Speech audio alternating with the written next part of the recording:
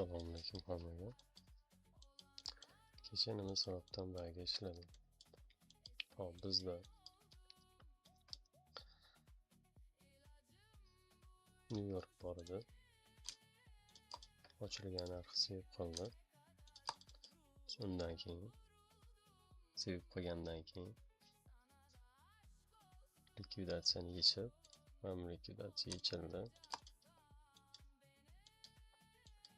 Yechilgandan keyin 1 soatlik kok qopladi. Ikkinchi soatda shu joy uni retest zonasi, ya'ni 50%.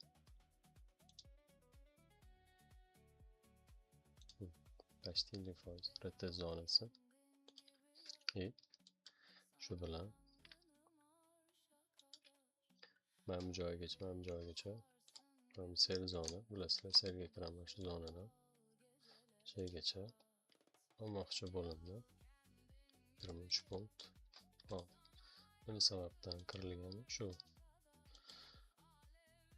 New Yorkdan kirildi, New York sevib qoldi. Ikkinchisi harakat qilindi. Ko'k hoplamadi. Stop urdi. Mana bu joyda London, Germaniya shu joydan bayga ishlamoqchi bo'lindi. O'xshamadi.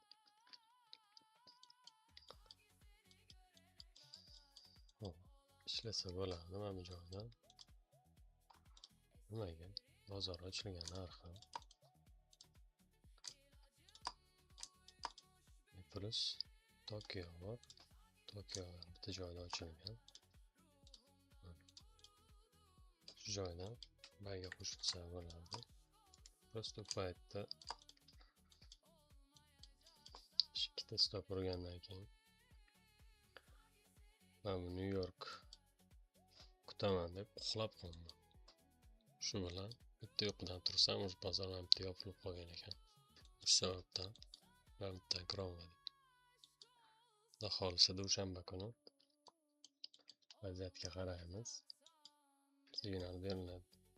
Misol shu joydan bo'lsa ham bozor ochilgan narxi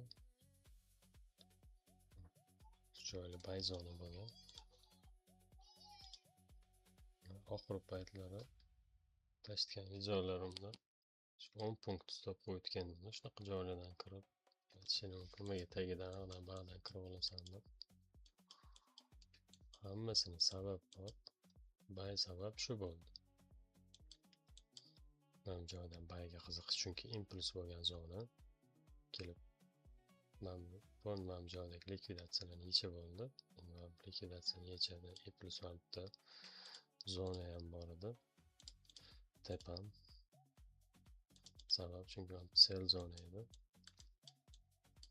Shu. Unda ko'ramiz, mana zonalardan harakat qilib ko'ramiz. 157 ta 172. Hammaga rahmat. Xudo xohlasa dushanba kuni yaxshi savdolar qilamiz.